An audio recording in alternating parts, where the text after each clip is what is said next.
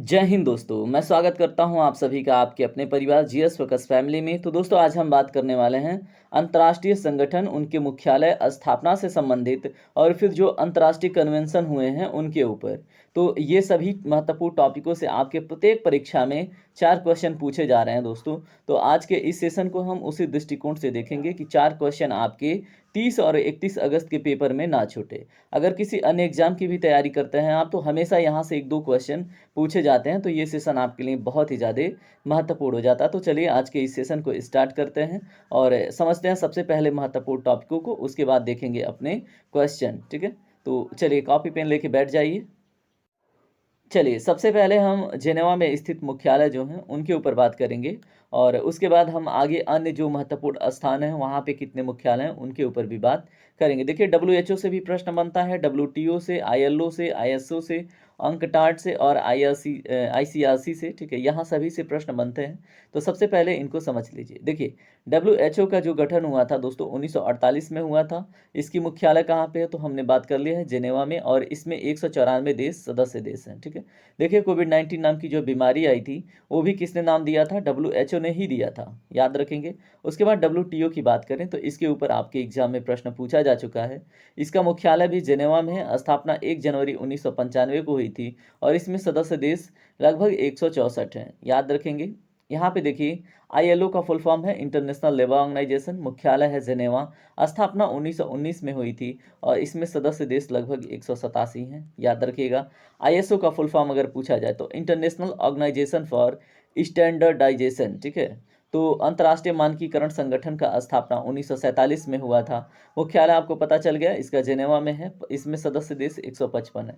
तो आपको मुख्यालय और प्लस स्थापना डेट इसमें याद रखना है। कुछ कुछ काम भी आप यहाँ पे देख लेंगे। ये हेल्थ से रिलेटेड बात करता है, डब्ल्यूटीओ ट्रेड से रिलेटेड बात करता है, ये लेबरों से रिलेटेड बात करता है, और ये किसी भी वस्तु के स्टैंडर्डाइजेशन के ऊपर बात करता है। ठीक है, तो यहाँ पे देखिए इसके ऊपर प्रश्न अभी बना था। ठीक है, कि निम्नलिखित में से कौन सा संस्था या संगठन है जो अंतर्राष्ट्रीय स्तर पर व्यापार को क्या करता है, रेगुलेट करता है, या फिर मतलब उसके ऊपर ध्यान रखता है, पर्यवेक्षक का कार्य करता है। तो ये प्रश्न आपके एग्जाम के 25 अगस्त के सेकेंड शिफ्ट में पूछा हुआ है। ठीक है, तो यहाँ से प्रश्न पूछने की संभावना बहुत अधिक है। अंकटाड के बारे में देख लीजिए।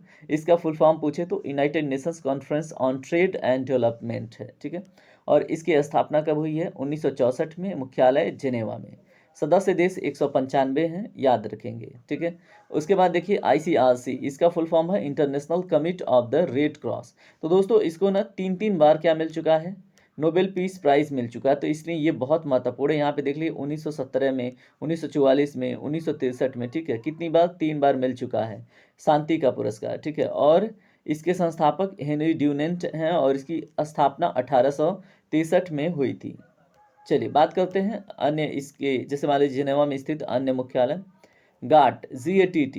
दोस्तों जो आप अभी आपने WTO देखा था, इसी को पहले हम किस नाम से जानते थे, गाट के नाम से।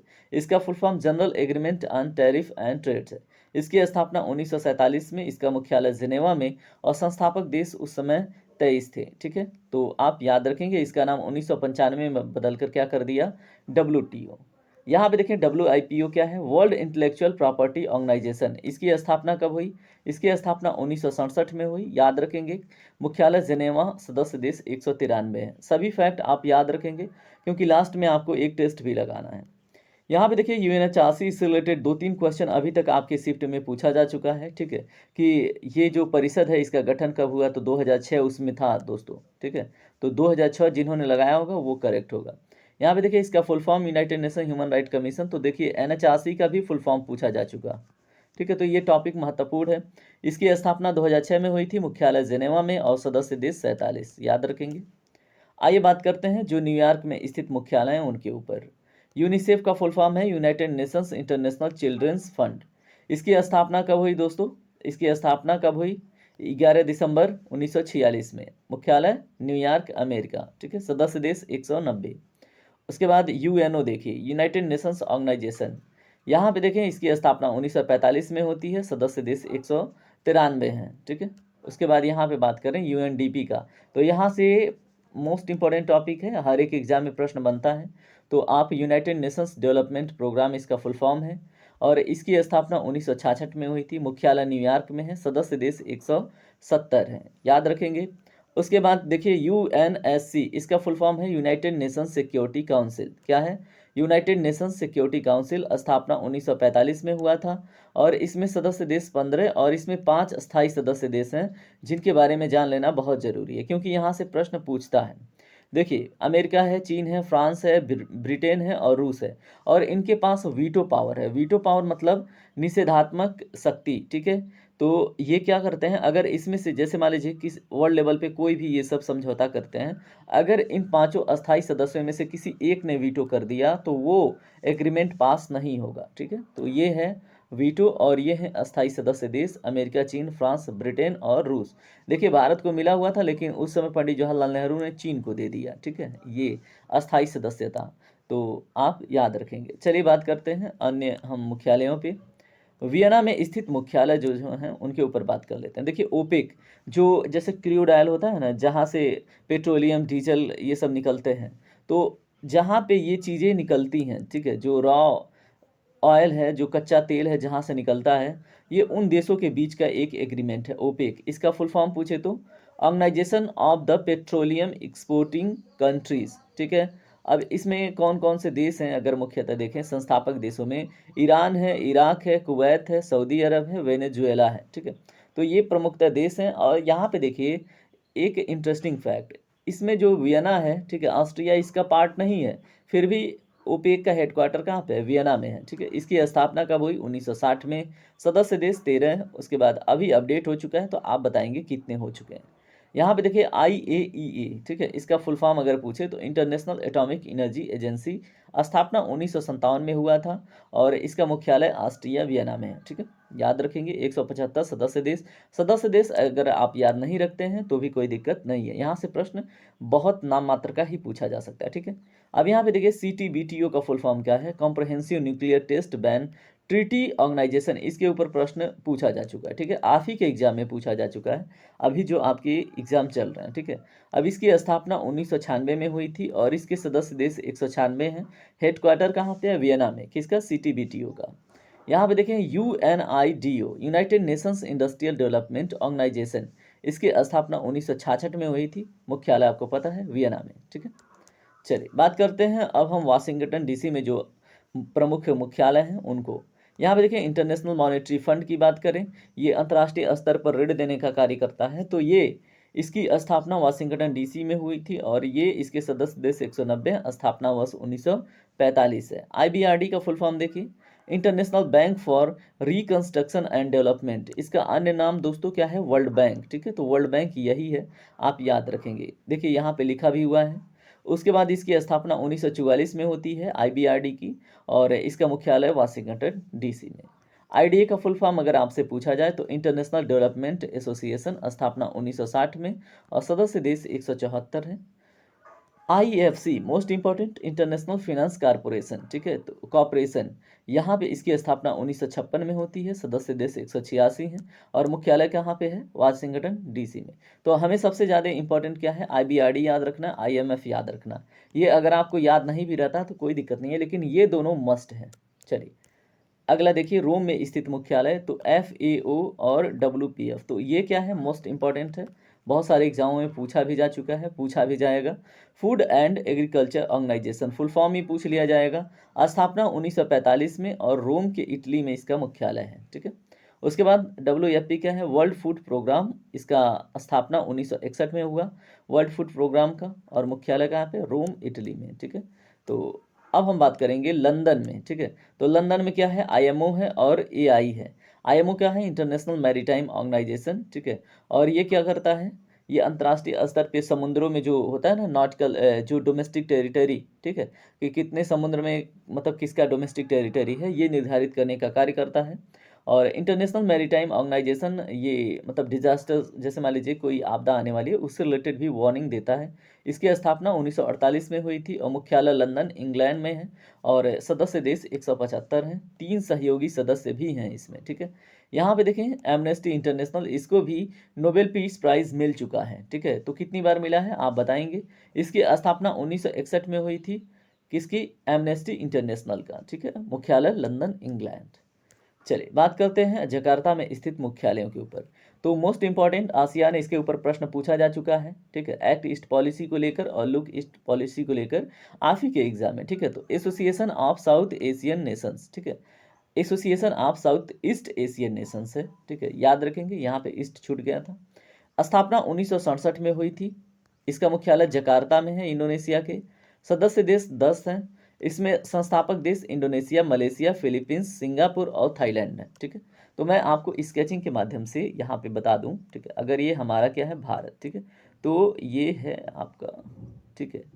अब यहाँ पे देखिए, यहाँ पे कौन कौन देश हैं। यहाँ पे अगर आप देखें तो यहाँ पे इंडोनेशिया देखने को मिल गया, ये हो गया इंडोनेशिया, ठीक है। और उसके बाद अगर हम बात करें इसमें मलेशिया, तो ये जो आपको दिख रहा है ये है मलेशिया। और उसके बाद इसमें अगर हम बात करते हैं, यहाँ पे आपको एक गुच्छा दिखेगा आइलैंड का, ये हो गया फिलीपींस। और इसी में अगर हम बात करते हैं सिंगापुर, आपको ये छोटू सा डॉट दिख रहा है। और यहीं पे क्या है, थाईलैंड, ठीक है। और जहाँ पे जाते हैं लोग घूमने। चलिए बात करते हैं नाम पे। नॉन अलाइन मूवमेंट इसका फुल फॉर्म है। स्थापना 1961 में हुई थी। इसका भी मुख्यालय जकार्ता में है। इसके सदस्य देश 120 के आसपास हैं, याद रखेंगे। चलिए अब हम देखेंगे चीन में स्थित। तो NDB, national development bank, most important, बहुत सारे एग्जामों में प्रश्न पूछा जा चुका है। 2014 में स्थापना हुआ और इसका पहले मतलब नाम क्या था, ब्रिक्स विकास बैंक था। तो इसमें जो ब्रिक्स कंट्रीज हैं, ठीक है, ये विशेषकर उनके लिए ही काम करता है, ठीक है। यहाँ पे देखिए संघाई कोऑपरेशन ऑर्गेनाइजेशन, मोस्ट इंपॉर्टेंट, स्थापना 2001 में हुई थी। इसमें मुख्यालय इसकी बात करें तो बीजिंग चीन में है। और 2017 में भारत और पाकिस्तान एक साथ संघाई कोऑपरेशन ऑर्गेनाइजेशन का पार्ट बने थे, ठीक है। आइए बात करते हैं अन्य टॉपिक के ऊपर। फ्रांस में स्थित मुख्यालय तो दोस्तों यूनेस्को है, United Nations educational scientific and cultural organisation इसका फुल फॉर्म है, ठीक है। स्थापना हुई थी इसका 4 नवंबर 1945 को। इसका मुख्यालय पेरिस फ्रांस में है, ठीक है, याद रखेंगे। इसके बाद यहाँ पे देखिए क्या है, इंटरपोल, इसके ऊपर प्रश्न पूछा जा चुका है, ठीक है। तो इंटरपोल इसका फुल फॉर्म है इंटरनेशनल क्रिमिनल पुलिस ऑर्गेनाइजेशन। स्थापना 1923 में। इसका मुख्यालय लियोन फ्रांस में, ठीक है। तो देखिए इसके ऊपर प्रश्न आपसे पूछा जा चुका है। अब देखिए क्या है अन्य जगह जहाँ पे कुछ महत्वपूर्ण ऑर्गेनाइजेशंस के मुख्यालय स्थित हैं, जैसे आईओसी, इंटरनेशनल ओलंपिक कमेटी, इसका स्थापना हुआ था 1894 में। इसका मुख्यालय है लुसाने, स्विट्जरलैंड में, ठीक है। तो ये पूछा जा सकता है, ठीक है, इंटरनेशनल ओलंपिक कमेटी का जो मुख्यालय कहाँ पे है, लुसाने, स्विट्जरलैंड में, क्योंकि अभी हाल फिलहाल में ओलंपिक संपन्न हुआ है कहाँ पे, फ्रांस के पेरिस में, ठीक है। और WWF का full form world wide fund for nature है। स्थापना 1961 में। और इसका मुख्यालय ग्लैंड, स्विट्जरलैंड में है, याद रखेंगे, ठीक है। और इसका प्रतीक क्या है, पांडा, ठीक है। उसके बाद यूनेप पूछा जाता है, बहुत पूछा जाता है, यूनाइटेड नेशंस इन्वायरमेंट प्रोग्राम इसका फुल फॉर्म है। इसकी स्थापना 1972 में हुई थी। मुख्यालय नैरोबी, कन्या में है, ठीक है। सार्क देखिए क्या है, SAARC, इसका फुल फॉर्म पूछा जा चुका आपके एग्जाम में, ठीक है। तो ये सभी इंपॉर्टेंट फैक्ट हैं, यहाँ से सभी प्रश्न लगभग किसी न किसी एग्जाम में पूछे गए हैं। और भी जितना आपने देखा ना, इसमें 5 क्वेश्चन आपके पुलिस एग्जाम में यहीं से पूछा जा चुका है, ठीक है।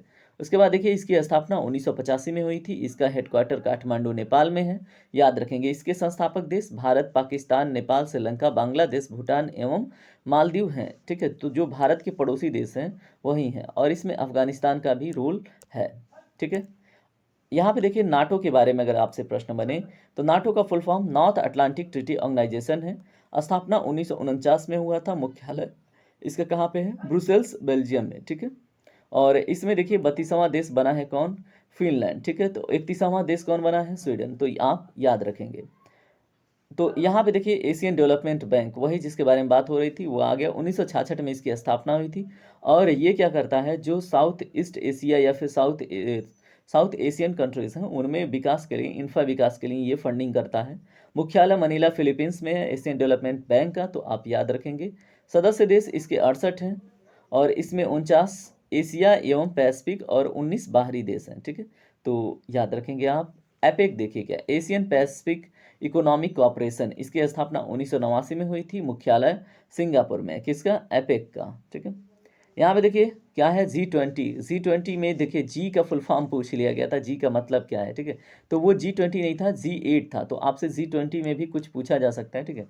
स्थापना 1999 में हुई थी। सदस्य देश 20 हैं, ठीक है। और आप याद रखेंगे G20 के बारे में। बिम्स्टेक का फुल फॉर्म क्या है? Bay of Bengal initiative for multi sectoral technical and economic cooperation. बहुत लंबा फुल फॉर्म है, आपसे पूछा जा सकता है। क्या है bay of Bengal initiative for multi sectoral technical and economic cooperation. स्थापना 1997 में हुई थी, ठीक है, और मुख्यालय ढाका बांग्लादेश में है, याद रखेंगे। चलिए अब हम कुछ इंपॉर्टेंट क्वेश्चंस देख लेते हैं जल्दी जल्दी, और इसके बाद हम देखेंगे जो अंतर्राष्ट्रीय समझौते हुए हैं मुख्यतः उनके ऊपर बात करेंगे। यहाँ पे देखिए विश्व स्वास्थ्य संगठन की स्थापना कब हुई थी? तो दोस्तों 1948 में हमने इसके ऊपर बात किया था, और हमने ये भी बात किया था कि जो WHO ही ने क्या किया था, जो कोविड-19 है बीमारी का नाम दिया था, आप याद रखेंगे, और पैंडेमिक डिक्लेयर भी किया था। अंतर्राष्ट्रीय व्यापार संगठन WTO का मुख्यालय कहाँ पे है? तो दोस्तों ऑप्शन नंबर बी करेक्ट है, जेनेवा में, ठीक है। और इसको हम पहले किसके नाम से जानते थे? GATT के नाम से, गाट के नाम से, और इसकी स्थापना 1947 में हुई थी। अंतर्राष्ट्रीय श्रम संगठन की स्थापना किस वर्ष हुई थी? तो दोस्तों 1919 में। ऑप्शन नंबर ए इसका करेक्ट है। मुख्यालय कहाँ पे, आप बताएंगे।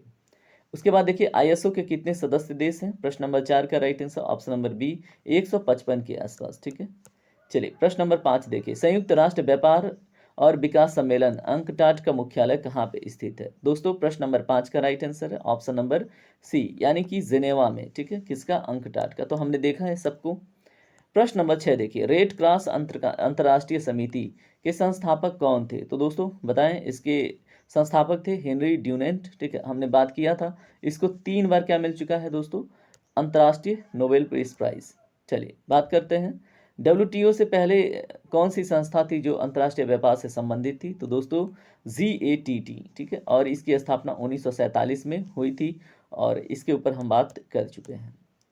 प्रश्न नंबर 8 देखिए, विश्व बौद्धिक संपदा WIPO की स्थापना किस वर्ष हुई थी? दोस्तों प्रश्न नंबर 8 का right answer option number B, यानी कि 1967 में, ठीक है। प्रश्न नंबर 9 देखिए, संयुक्त राष्ट्र मानवाधिकार परिषद का मुख्यालय कहाँ पे स्थित है? प्रश्न नंबर 9 का सही जवाब ऑप्शन नंबर ए, जिनेवा में, ठीक है, और इसका फुल फॉर्म तो आपको बता चुका हूँ। यूनिसेफ का मुख्यालय कहाँ पे स्थित है? दोस्तों प्रश्न नंबर 10 का right answer option number D, यानी कि न्यूयॉर्क में, ठीक है। तो याद रखेंगे, देखिए सभी के सभी क्वेश्चन ना बहुत इंपॉर्टेंट है, और यहाँ से आपके एग्जाम में प्रश्न पूछे जाएंगे।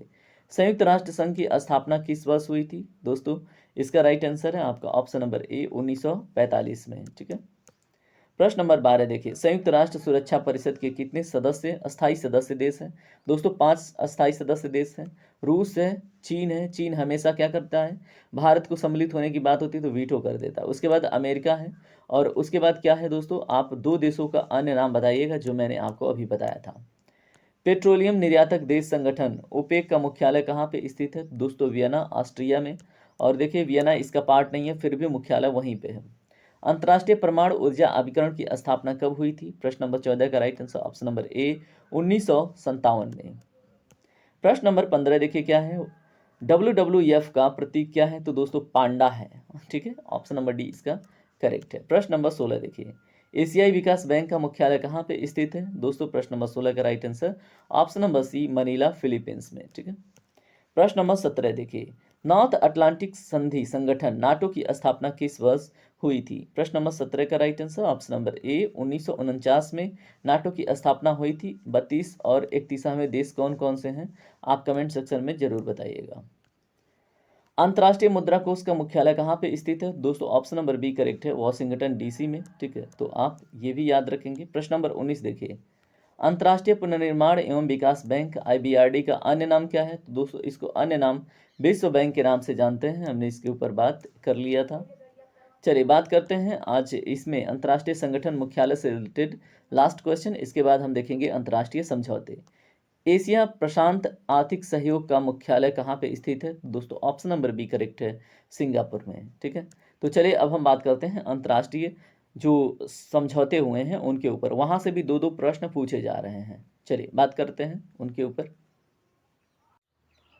चलिए अब बात करेंगे अंतर्राष्ट्रीय गठबंधन समझौते और उसमें भारत की भूमिका। यहाँ से प्रत्येक शिफ्ट में 2 क्वेश्चन आपसे बना है, तो आप ध्यान से देखेंगे। यहाँ पे देखिए, अंतर्राष्ट्रीय सौर गठबंधन उन देशों का गठबंधन है जिनमें अधिकांश निम्नलिखित में स्थित हैं। तो दोस्तों कर्क रेखा और मकर रेखा के बीच जो देश स्थित हैं उनके मध्य है।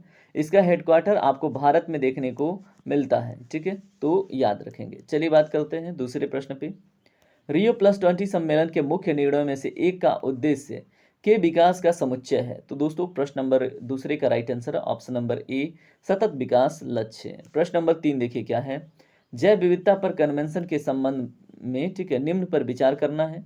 देखिए, जैव विविधता कन्वेंशन 29 दिसंबर 1993 को अस्तित्व में आया और भारत इसकी एक पार्टी है, याद रखेंगे आप, यानी कि ऑप्शन नंबर ए इसका करेक्ट होगा। प्रश्न नंबर 4 देखिए क्या है, निम्नलिखित में से क्योटो प्रोटोकॉल नियमों के तहत 6 प्रदूषकों में से एक है, तो कौन है दोस्तों? ऑप्शन नंबर डी करेक्ट है, पेरफ्लोरोकार्बन, ठीक है, याद रखिएगा। प्रश्न नंबर, यहाँ पे देखिए इसके बारे में थोड़ा सा डिटेल है। मॉन्ट्रियल प्रोटोकॉल का संबंध ओजोन लेयर से है, ठीक है, और पेरिस समझौता राष्ट्रीय स्तर पर निर्धारित योगदान, जैसे मान लीजिए अंतर्राष्ट्रीय स्तर पर कोई भी समझौता होता है, ठीक है, कि क्या करना है क्या नहीं करना है, कितने कार्बन उत्सर्जित करने हैं, कितना ग्लोबल वार्मिंग को कम रखना है अधिक रखना है, इससे रिलेटेड पेरिस समझौता है। जलवायु कार्य योजना क्या है? एकीकृत जल संसाधन प्रबंधन है। क्योटो प्रोटोकॉल का उद्देश्य क्या है? निर्धारित उत्सर्जन व्यापार है, ठीक है। अब यहाँ पे देखिए आपसे प्रश्न पूछ रहा है, कन्वेंशन ऑन बायोलॉजिकल डाइवर्सिटी के लिए पहला अर्थ समिट आयोजन कहाँ पे हुआ था? तो दोस्तों इसमें जो right answer option number B है, रियो डी जेनेरियो 1992 ब्राजील में, ठीक है, बात याद रखिएगा। अगला प्रश्न देखिए क्या है, किस सम्मेलन का इस सदी में वैश्विक तापमान वृद्धि को 2 डिग्री सेल्सियस से नीचे रखकर जलवायु परिवर्तन के खतरे से वैश्विक जो प्रतिक्रिया है उसको मजबूत करने का केंद्रीय उद्देश्य क्या है? तो दोस्तों इसमें कौन सा समझौता है? इसमें ऑप्शन नंबर बी करेक्ट है, पेरिस समझौते के अंतर्गत, ठीक है, इसके ऊपर हमने बात किया था मोटा मोटी। अगला प्रश्न देखिए, निम्नलिखित में से किस संयुक्त राष्ट्र सम्मेलन या शिखर सम्मेलन में संधारणीय विकास संक्रिया कार्यक्रम को अपनाया गया था, यानी कि एक्शन फॉर सस्टेनेबल डेवलपमेंट? तो दोस्तों प्रश्न नंबर 7 का राइट आंसर क्या था? तो इसमें देखिए action for sustainable development, option number B भी करेक्ट है, पहली बार इसी में रखा गया था नींव, और अहमदाबाद सम्मेलन में भी इसके ऊपर बात हुई थी, ठीक है। चलिए प्रश्न नंबर 8 देखिए, क्योटो प्रोटोकॉल की पहली प्रतिबद्धता अवधि का लक्ष्य 1990 के स्तर से कितने ग्रीन हाउस गैसों के उत्सर्जन में 5.2% की कमी करनी है? तो दोस्तों ऑप्शन नंबर ए करेक्ट है, 6, ठीक है। यहाँ पे देखिए कुछ महत्वपूर्ण कॉन्फ्रेंस हैं और उनकी विशेषता, जैसे स्टॉकहोम कॉन्फ्रेंस के बारे में पूछे तो मानव पर्यावरण 1972 के बारे में था यह, ठीक है, और स्टॉकहोम स्वीडन में आयोजित वैश्विक पर्यावरण के बारे में पहली बार अंतर्राष्ट्रीय स्तर की बैठक थी, ठीक है। तो ठीक है, स्टॉकहोम कन्वेंशन, स्टॉकहोम कहाँ पे है दोस्तों? स्वीडन, स्वीडन नाम के देश में एक लोकेशन है जहाँ पे पहली बार अंतर्राष्ट्रीय स्तर पर जो पर्यावरण है उससे रिलेटेड बात हुई थी, ठीक है, इस प्रकार का सम्मेलन हुआ था। रियो डी जेनेरियो आपको ब्राजील में देखने को मिलता है, इसमें एजेंडा 21 निकल के आया था 1992 में, और इसका उद्देश्य क्या था दोस्तों? संधारणीय विकास, यानी कि आप विकास कीजिए लेकिन जो आपके पास संसाधन है उसका दोहन मत कीजिए, ठीक है। उसके बाद क्या है? World summit for sustainable development, ठीक है।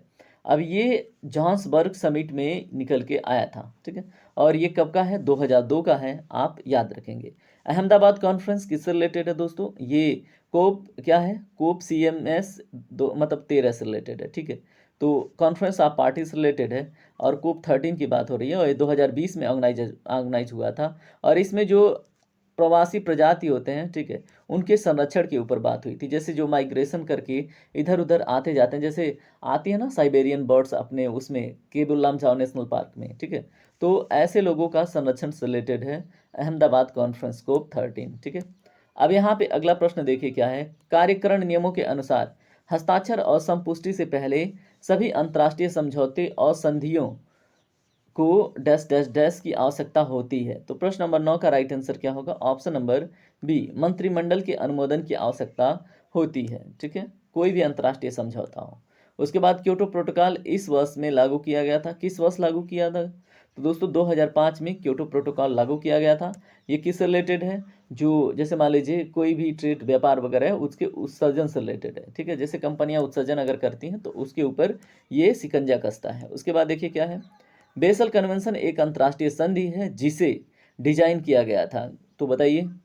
प्रश्न नंबर 11 का राइट आंसर है ऑप्शन नंबर ए, राष्ट्र के बीच खतरनाक अपशिष्ट के आवागमन को कम करने के लिए बेसल कन्वेंशन डिजाइन किया गया था, ठीक है, याद रखेंगे। इस तरह से हमारा आज का सेशन कंप्लीट होता है। जय हिंद, जय भारत, अपना ख्याल रखिए, और अगर आपको लेक्चर पसंद आता है तो अपना फीडबैक जरूर दीजिए।